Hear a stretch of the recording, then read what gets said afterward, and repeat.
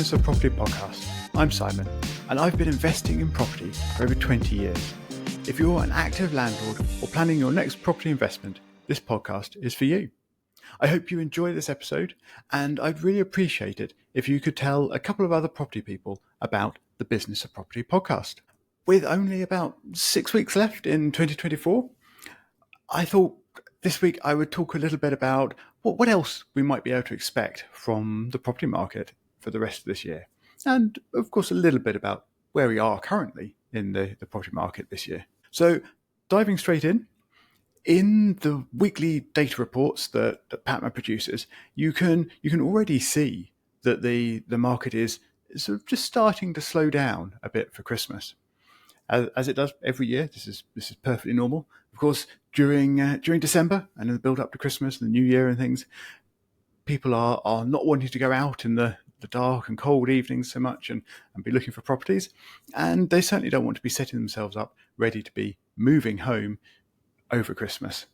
Of course, it does happen, but as a general rule, people start backing away from that.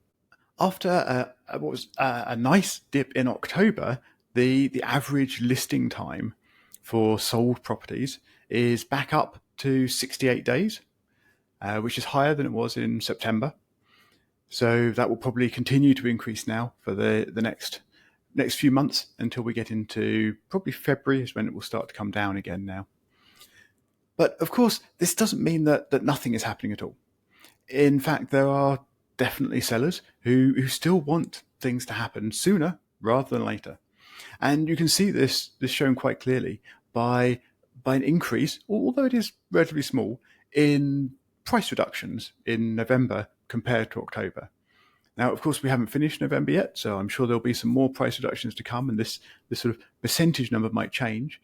But around 19% of properties on the market have been reduced so far in November, compared to 18% of the properties that were on the market in October that saw a price reduction. So there is a little bit of sort of sign that people are feeling eager and are wanting to still see some progress in their property sales before the end of this year.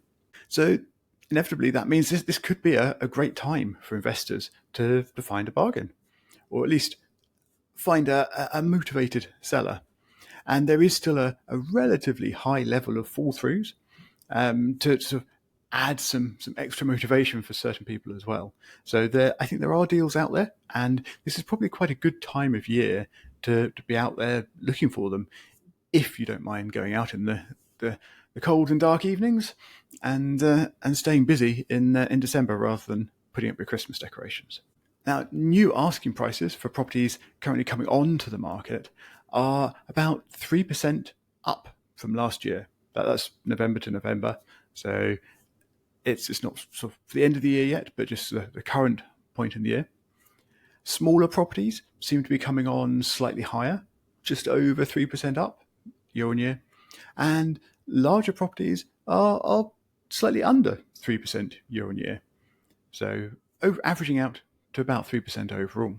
And that's not too far off from the 2% annual price rise predicted by the October Home Track Price Index.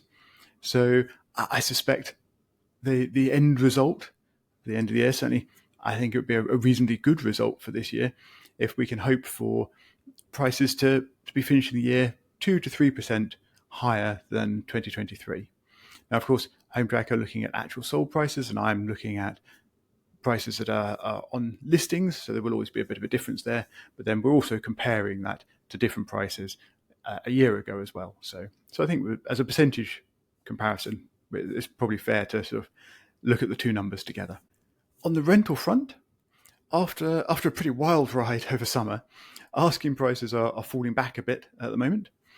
The average new asking price for a 3-bed rental peaked at £1,625 in September this year, and now those same 3-bed rental properties are coming onto the market at an average of £1,577 a month. So you can see there's quite a big difference from September to November, and that's only a few months in the year to see that difference. However, it is fairly normal for this to happen. Rental prices do normally peak in the summer months, So this is not terribly unusual, although the difference is perhaps a little bigger than normal. So overall, asking rents are currently around 3% higher than last year. So pretty similar to the change in sale prices. Rents are normally a little more stable than sale prices across the end of the year. So I think it's reasonable to expect average asking rents to finish 2024 around 3% up from 2023. Although with some types of properties having their annual increases hitting 6% or even a little more over the summer months of 2024, obviously falling back to only a 3% annual increase by the end of the year is quite a big difference. So that's it for today. So if you found this sort of short and sharp stats and market review episode useful and would like to hear more of them, then please do let me know. You can reach me on show@thebusinessofproperty.com, and I will look forward to speaking to you again next time.